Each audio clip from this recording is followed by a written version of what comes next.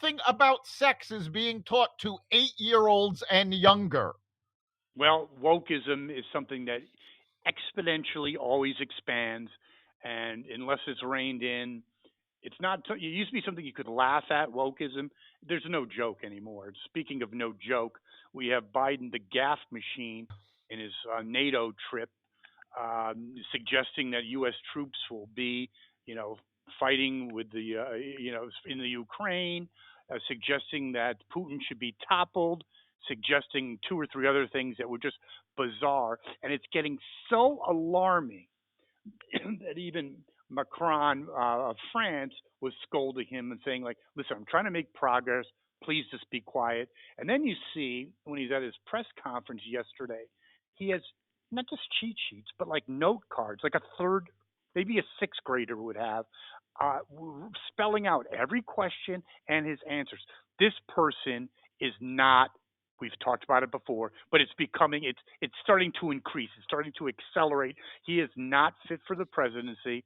And I was watching a news show last night, and they were saying, like, behind the scenes, they're not going to say anything. People have it was certain anchors were saying that people behind the scenes have told them that it's much worse than anyone can imagine, and I believe that 100%. Yeah, I absolutely believe he is completely incompetent at this point. And the one that struck me was when Peter Ducey of Fox News asked him to clarify his statements. And he quoted Biden exactly. And Biden's response was, that never happened. I'm sure in his mind it probably never happened, but it's a bigger question because now you even see it in some of the, God forbid, mainstream media questioning his who's running the country. I mean, that's a logical question. I mean, I don't think he's in charge at all, and I think that's a fair question. It is a fair question. And I love the Babylon Bee put out this meme. And for those of you not familiar with the Babylon Bee is a parody newspaper. It's not a real news site. It's a humor site. And they put out a meme picture of Jen Psaki with the caption reading, Jen Psaki reminds press that Joe Biden does not speak for the president of the United States. I love that. That's fantastic. That's a good bumper sticker and true.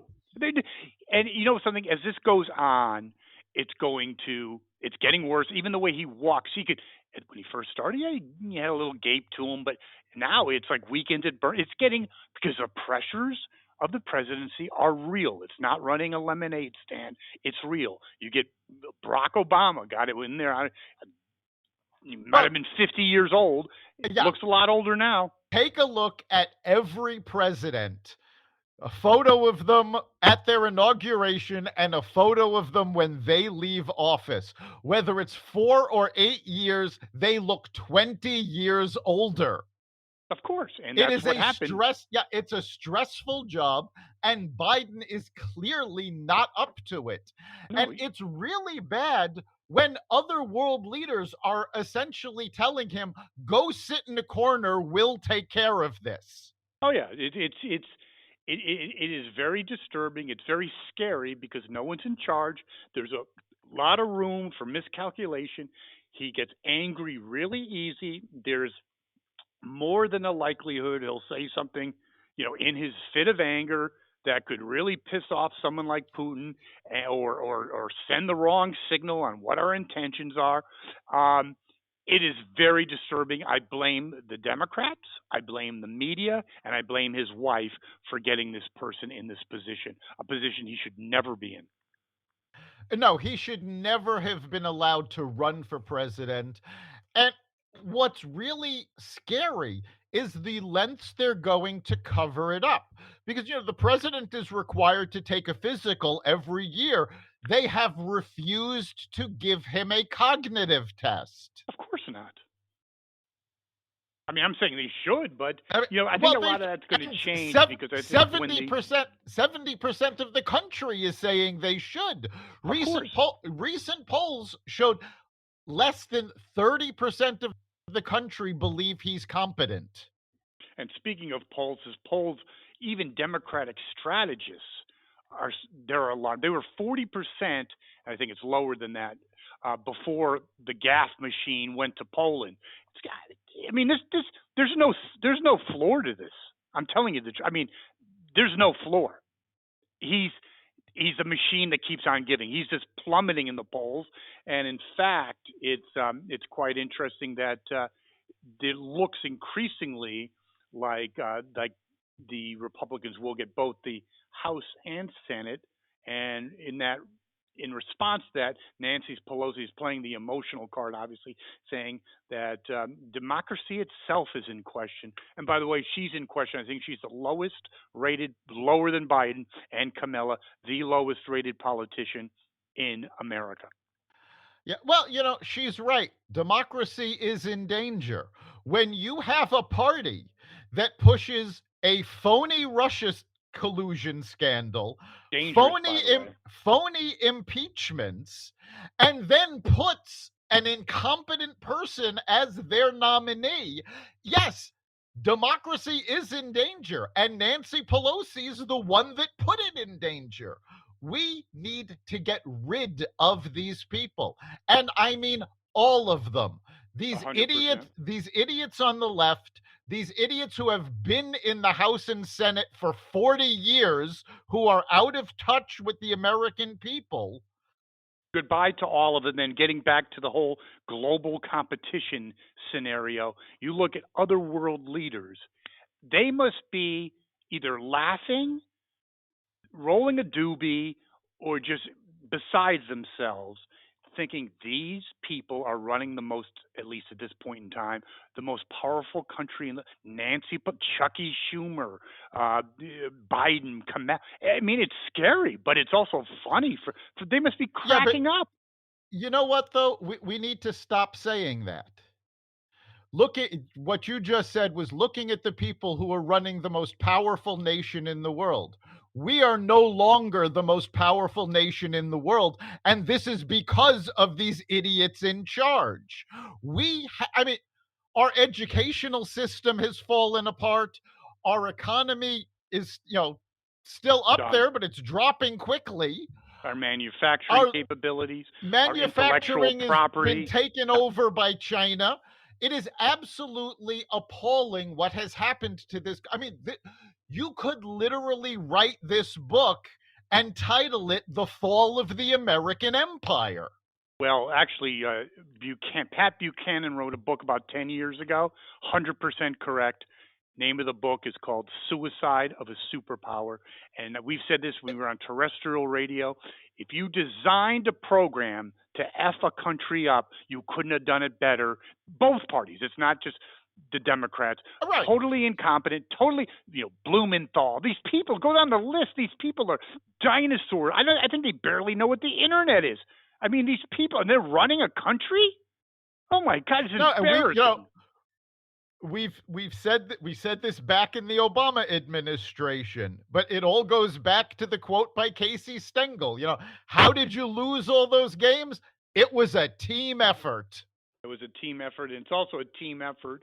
Again, getting back to the Biden administration, being so out of touch and obviously not in command. And I really think when some people I know tell me, "Oh, he did this," I go, "He didn't do anything. He's sitting in a room with diapers, probably watching reruns of The Three Stooges or something, or reminiscing about Bo." Because I think you were right. That's the last time he was mentally aware. But anyway, so in the midst of a economy that's very, very fragile to say the least, hyperinflation, taking chunks out of people's pockets. Biden is proposing the largest tax hike in history, and even crazy mind bat shit stuff like you have to pay taxes on gains that you've never realized. That's like so out of friggin' touch. It's bizarre and dangerous. It is.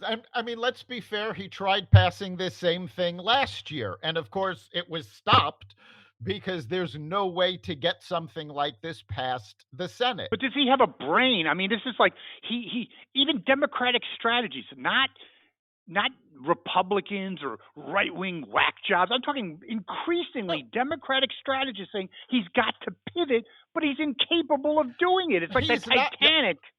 he's not going to pivot unless he gets rid of the people around him. He is He is incapable of it.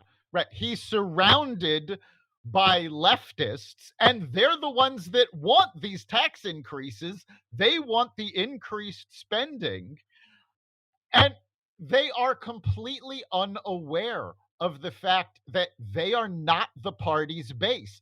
AOC made comments saying, he's losing the party's base, we're the base, and he needs No, to do more. It's like, no, the left, the progressives are not the Democratic base. And you know this because they themselves identify themselves as Democratic socialists or working party. They don't recognize themselves as mainstream Democrats. They are not the base of the party. The and base of the party are the folks that are backing Manchin, that are backing cinema. These are the base of the party. The well, left is just trying to hijack it. I think the left has hijacked it, but they've also influenced. I don't know if he was ever moderate people that were at least were in the sane world, like other politicians that were more Danny Hoyer, others that now are either scared or have become somewhat in Chucky Schumer. He was somewhat reasonable. Now he's a Yeah. nutcase No, himself. Chuck Schumer was a moderate Democrat. And the fact of the matter is, he has gone to the left because he is only concerned with holding on to his job. He doesn't care about the American people. He just doesn't want to lose his job. 100%. No question. Speaking of AOC, she called for Judge Thomas to resign. Is she becoming less relevant just because the more she talks, the more people say you are really a dumbass Oh, she's absolutely less relevant, and she's losing relevance by the day. by the The hour? Yes. the fact of the matter is, she was a media darling. She came in because she was going to change the world, and she was a social media maven. She had all of these followers, and then she hit Congress, and Congress went, "We don't care." She has not gotten one piece of legislation out of committee. Virtually every piece of legislation that she has backed has failed. And the big achievements of the Biden administration, like the bipartisan infrastructure bill, passed because the left went, all right, fine. No, I would agree with it, but it's still I would not give a free pass to the Democrats. I get it that she and the squad are driving the bus off a cliff, but they cooperated. They didn't have the whole host to do anything about it. They're severely in trouble. I know the Republicans are gonna take the House. I think they're gonna take the Senate, and I think that's 7 months away, and Biden will be shut down. Your thoughts? Well, there's actually growing speculation that, assuming the polls continue in the direction they're going Which they will. and Biden doesn't do a big turnaround, which nobody expects him to do, not only are the Republicans going to take the House and the Senate, but there's the possibility of the Republicans actually gaining 10 seats in the Senate, which gives them a veto proof majority. Now, I don't know if this is going to happen or not. This is speculation on the part of a lot of pundits at this point. But if the Republicans take the House and they take a veto proof majority in the Senate, then Biden is irrelevant because anything Congress wants to pass, they will be able to pass. Yeah, the only problem would be him on the world stage, but I think it would be an interesting observation. He's a lame duck now, but then he would be figuratively he's a lame duck. He would be technically a lame duck at that point. The quickest one to ever do it. That's quite an accomplishment. Speaking of an accomplishment, so we're essentially close to war with Russia, but because of the highly competent Biden administration, they're still having Russia involved in the Iran nuclear deal. That makes a lot of sense to me.